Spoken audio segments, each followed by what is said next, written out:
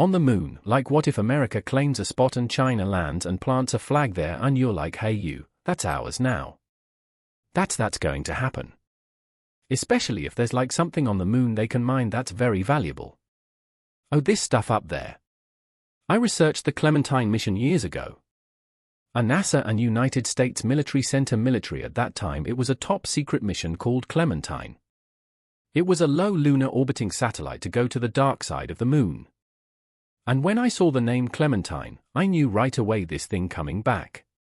And as I began to dig deeper into the declassified documents, of course, it never came back. Oh my God, oh my darling Clementine, you were lost and gone forever. Wow. And I was right. And sure enough, it hit something on the dark side of the moon, which is really just the backside. It's not really dark there, but it hit something but it sent back about 20 gigs of data. And these images are available to the general public. They've been declassified and there are strange anomalies on those images. This is pre-everything, things that shouldn't be there that look like broken structures and junk and things that just seem to be laying around. So I think it was a reconnaissance mission to gather intel and data, which is probably why China's gone to that far side of the moon as well, because they're probably going to. It's a race to see who can capture ancient technology and then reverse engineer it and then weaponize it. Well, that's the most fun theory ever. The most fun theory ever is that there's bases on the moon and the dark side of the moon that aliens have abandoned. Jamie, are there any photos of these anomalies? So what do these structures look like to you when you look at them? There's dome structures there. A dome? There's domes. And a matter of fact, one of the astronauts, I think it was Neil Armstrong, if you get the declassified from the Freedom of Information Act documents that are the black box audio and the redacted text statement from NASA, which is available to the general public. Neil says, look at those convex structures down there. I bet that people in there never get out. And he's talking about dome structures on the moon. And this is an exact statement that was made that's in the black box audio, which I can provide you to the link to that as well. So is that one right there in the upper corner? Yeah, that one's there. Some structure kind of look like two pyramids onto the left of it and then another structure which almost seems like has geometry underneath that you see the blur that looks like obfuscation directly, you know, if you go back up to that top right, yeah, top right be okay. You see that where his hand is now moved to the left going down slowly. See that? See how see that? Go back up again. See that? Or where his hand is over right now. It looks like sometimes you can take these images and put them into a Photoshop and take away the contrast and all of a sudden structures pop right out. But right above that, you see those shadows of those pyramid structures right above that? Yeah. You see those pyramid? You see that? You can see this dark shadow. See this? I see two lines. Okay. Well, I see the arrow that's pointing to that one straight line and then I see what looks like two superimposed arrows. Okay. Do you see? Yeah. Those things. Okay. Yeah, those are superimposed, right? Like no, those are shadows. But look, those are the same things that are in the bottom. Aren't they just pointing at something? Aren't those pointers? I think they may be highlighting something, right? I think it's a cursor mark or something. So, what they say, I see what they're pointing to. They're pointing to that thing in the upper. Kind of looks like a pyramid.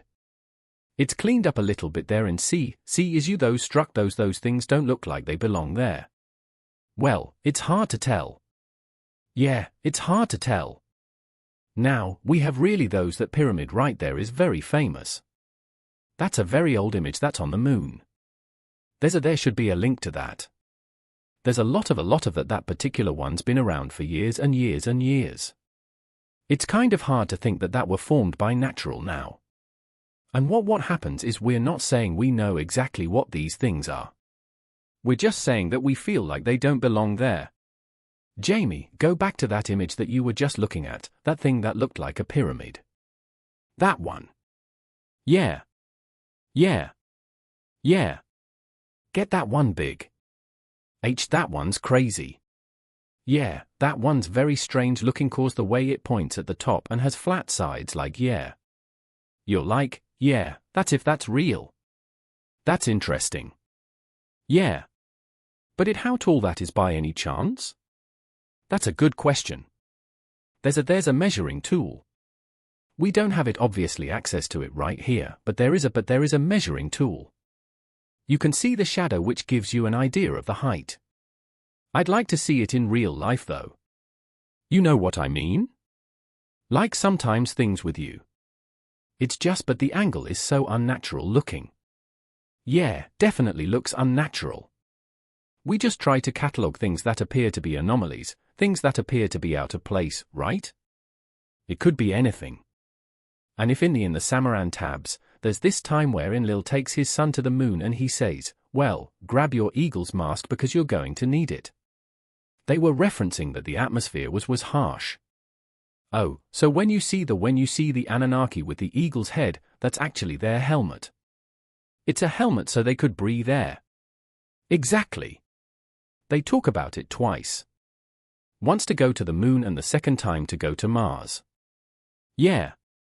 And there's been other depictions of ancient gods and people that look like they're wearing some kind of mask, too. Right. Yeah. Exactly. I mean, one of the cooler ones is the bubble space head-looking guys in the cave. Yes. And you're like, what did you guys see? Like, what did you guys see in the middle of like hunting, trying to stay alive, trying to make a fire, and then you decided to draw that thing? What is that? And we know they can draw cause they can show you what a gazelle is. They can show you what cattle is. They can show you what a person looks like. Yes. Yes. But then they draw that and you have to think, well, why? Right. Why is that the only thing you drew that's fake? Right. Exactly.